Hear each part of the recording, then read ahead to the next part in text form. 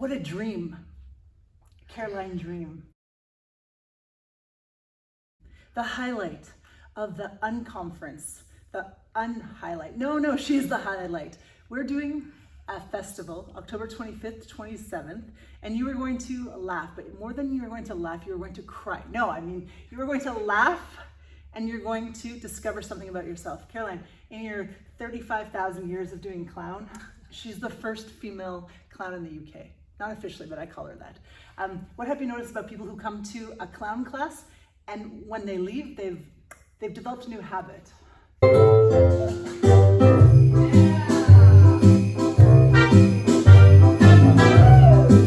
Is there something that you've seen repeatedly that happens magically?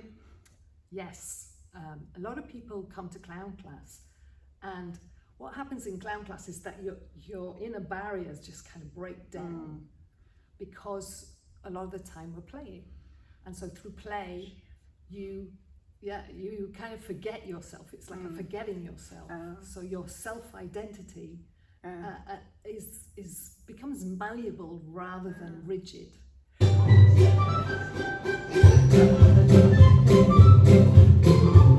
So the hippies say, I have to find myself, but would you say you have to let go of yourself to find yourself?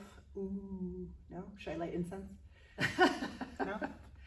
I think as soon as we step out of ourselves in any way or shape, we can our perspective changes on everything. And so we can decide again, whether this kind of behavior we actually want, or this thought we actually believe in. Because a lot of the time we're on automatic pilot. And so it's really important to have these spaces where we can just forget about what we think we know about ourselves, or what we, the rigidity of the way that we hold ourselves, and just allow ourselves to play and be relaxed, yeah? And so much comes out of that experience. You know, the most annoying thing is, audience, that I've taken 13 classes with Caroline Dream, and the new people who have never taken even one class are just as funny as I am. It's very frustrating because everyone, well, explain this to me, because I see everyone as an amazing clown because humans just have this humanness about them that is delightful to watch. Or what is it that happens there? Well, yeah, I mean, we all love observing other human beings, but what makes us funny is that moment where we take off our social mask, that we let our armor just drop for a minute, and underneath, that's the beautiful human being. That's the funny human being, because it's the human being that is real, that has problems and difficulties, and has different types of emotions. It's not the Facebook me. What? Ding. So human problems, watching other people in human problems is very funny for us.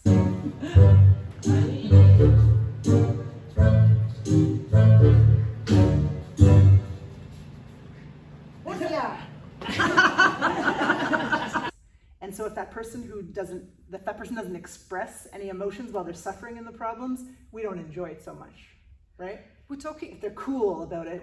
We're talking drama here, theatrical space. Yeah.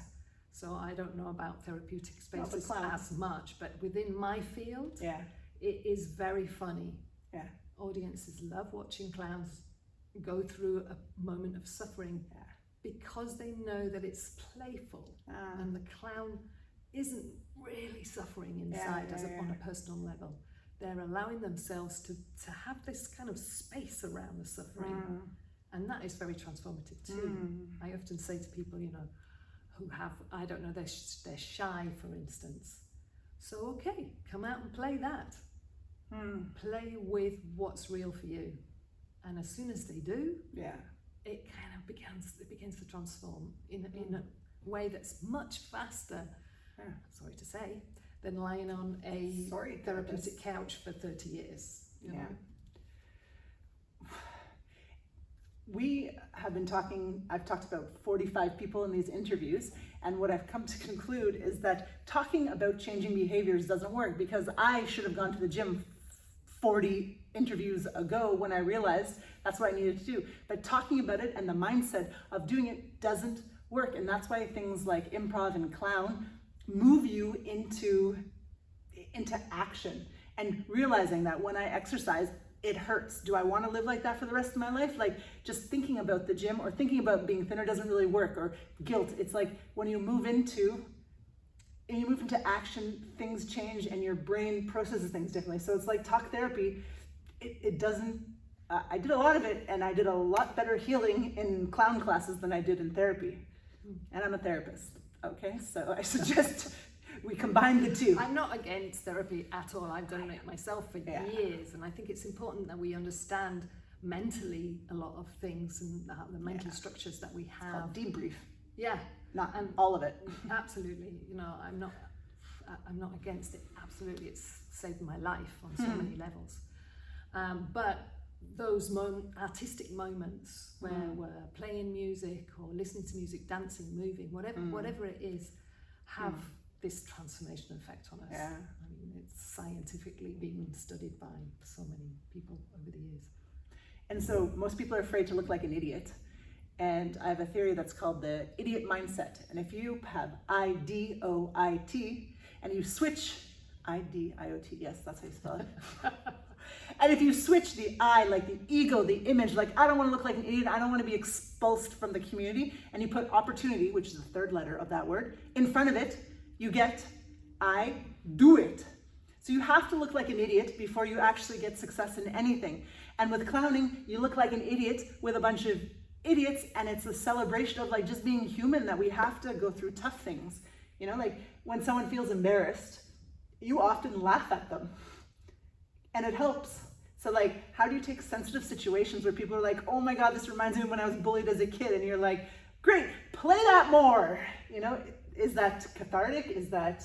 Well, not everyone, it wouldn't be what I would say to everyone, you know. Yeah. You've got to be sensitive about these things. Not everyone you can just say, go with it. Yeah. Because some people's inner pain or barriers are greater than other people's. Yeah.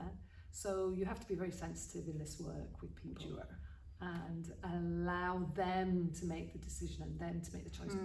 Before helping anyone in that way, I always ask them, I always say, I'd like to help you. Would you like the help? Yeah, so they make the decision in that moment, and some people have said no, and I'm not ready for it yet, and that's great. That's great. They know where they are at, and they know that they're not able to shift that yet. And this idea about like rejection, it's like my favorite word in Spanish. I said it a million times in therapy. It's like when you get rejected and you do something funny and nobody laughs, it burns a hole into my soul. It's so painful for me because I have a self-image that I'm a funny person.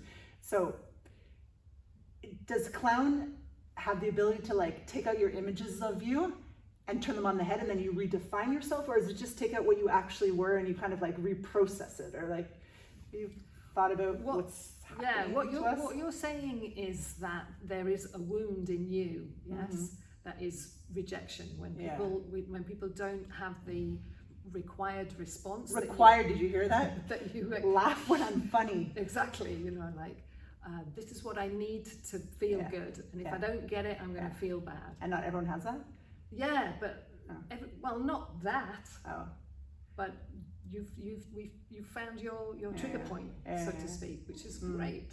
Yeah. Great, I love it. No, it's great that you recognize it. That's the first step to any transformation is to become conscious that exists. And then what do you do with that? How do you go on stage and fail and be playful, remain playful? It's you know, you said before, it's like a real habit change. You've got to change that habit of rejection pain to rejection. Yeah. So what? It's like if someone says to you like, oh my God, you look like an idiot. You're like, yeah, I know, isn't it great? Like, it got a laugh. Yes, like, end, which is what I've lived by since I found improv like 20 years ago. And it's this idea like, that wasn't funny. Yeah, and I'm going to try something else next time. Yeah, I felt rejected. Yeah, and that was painful, so I'm going to breathe better next time. Instead of like, oh, that was terrible. Like, it's just like moving on. The next scene is coming. Like, laugh at yourself and move on and try again. Because the clown what you taught me is like fast. It doesn't work. You do something, it's not funny. You got to think of something new. You don't spend a minute crying because nobody laughed at you. Certainly don't spend a minute crying. But it's not about thinking about something new.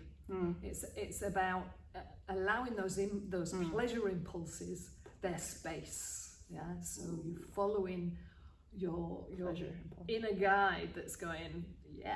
Like, wouldn't that be fun, right? Yes. Yeah. When do you ever follow a pleasure impulse? Right? Exactly. You don't. Only way you can follow a pleasure impulse with a bunch of people. And it's not sexual. Oh, that's why I love it. And it's not fattening as well, which is great. That's great, yeah, because usually pleasure is either sex or food or thrift store shopping.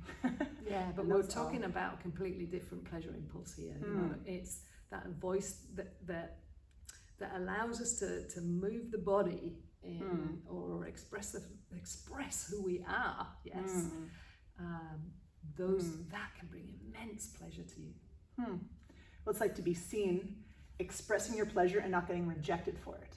Because we've been, in North America, been told, you're a nerd if you like something too much. Oh, what a geek, you like math. Oh, you like playing the instrument, whatever. And it's like, everyone just wants to be like, cool. Yeah, I don't like it too much. It's okay, mega. It's like, it's okay. But here you're like, oh my God, there was butter on my toast.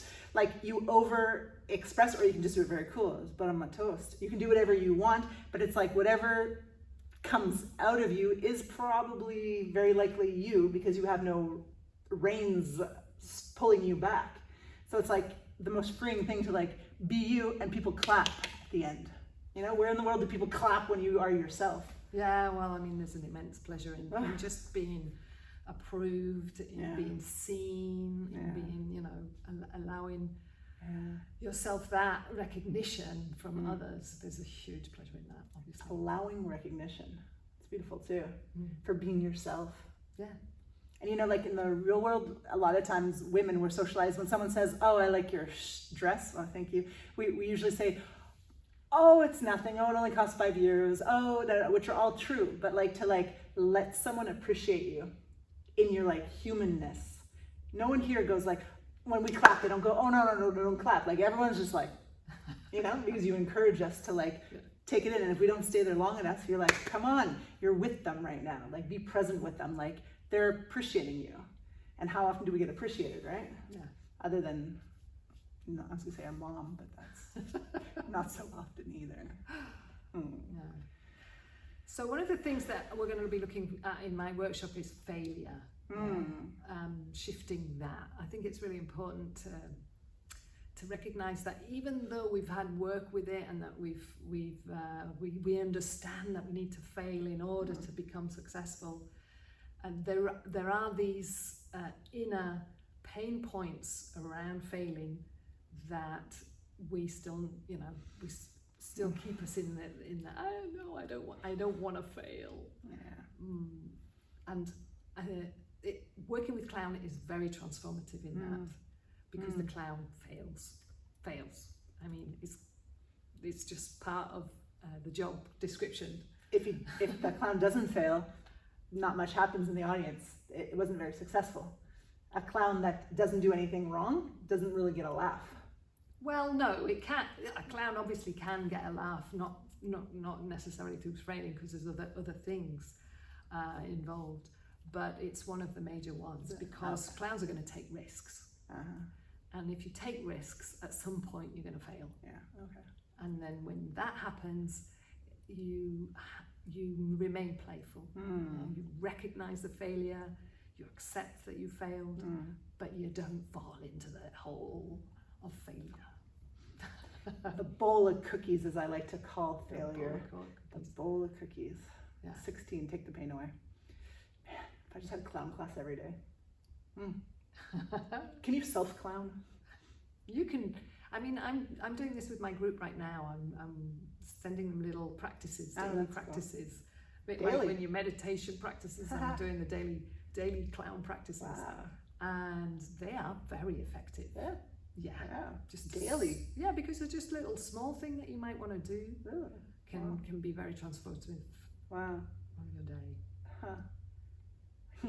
Just the other day, I was sitting on the airplane, and my boyfriend has really big shoulders, and I do too. And we were sitting beside you and I just like, oh God, you're so wide. Thank God we had an extra seat, right? I just said it like that. And he's like, well, you're not small either. And inside of me, I was like, oh, I think he just called me fat. Oh, I'm so mad at him. He just da-da-da. And inside, like, the clown in me would be like, really? Well, I'll just get wider. Or like, whoa, you know, like to play with the insult is a totally different mindset. And totally, I was mad at him for 2 days. That wasn't very clown of me, right?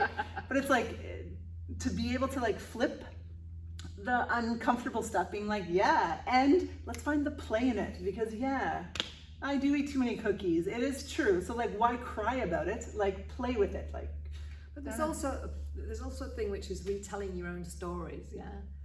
I mean, this is a story that you tell yourself immediately. You know, it's like somebody says, "Oh, you're white too," and you're immediately thinking, "Oh, criticism." Yeah. And this story can be completely different, as you just said. You know, is there another way to describe wide? You could just think of, you know, how beautiful you are always, you know. So that's a reframe. It's just retelling your story. What story you're telling yourself.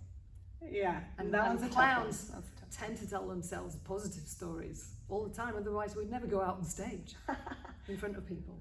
I'm as wide as a house, as beautiful as a house, and people want to be in me, around me. Yeah. It's funny to play with the thoughts that you have had for 20, 30, 40, 50 years. Exactly. Like the same story that I tell myself, be like, oh no, it could just be that.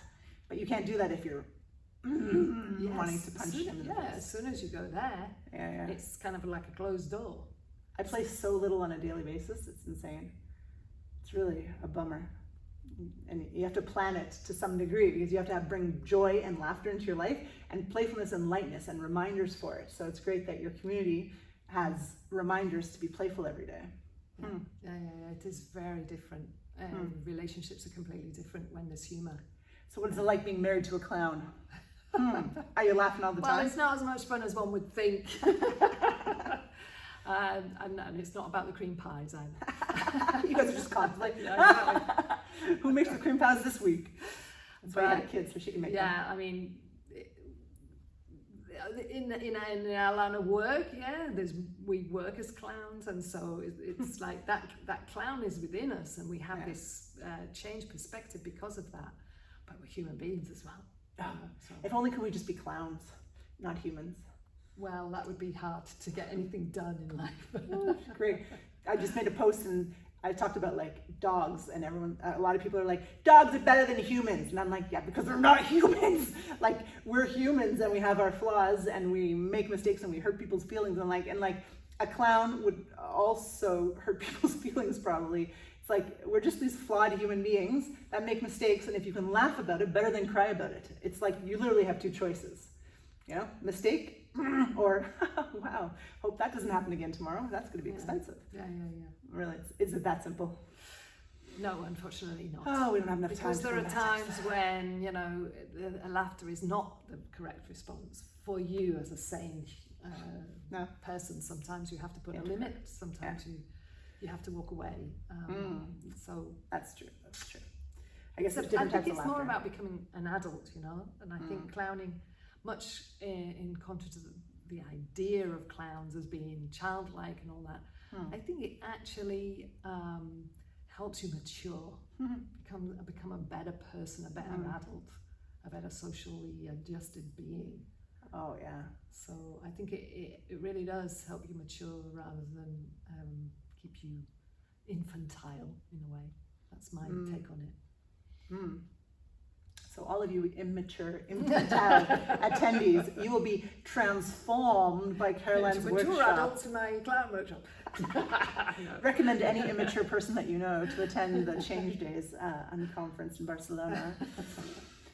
It's going to be fun. We also have Manolo, where he's going to be doing some stuff with Play 14, which has been going on for 11 years, which you get together and you play, and everyone contributes with their idea. And so we're going to have an open space with that same idea. It's like everyone's going to have their idea, and that's it. Whoever comes, whatever ideas flow, and you can cross-pollinate. You can come to this session, and then you can move over to this session. And it's like the whole idea is like this lightness, not about like the old way. We learn by watching PowerPoints, right? Do we? Or do we learn by like playing the lesson on the PowerPoint, you know, and failing and then trying again?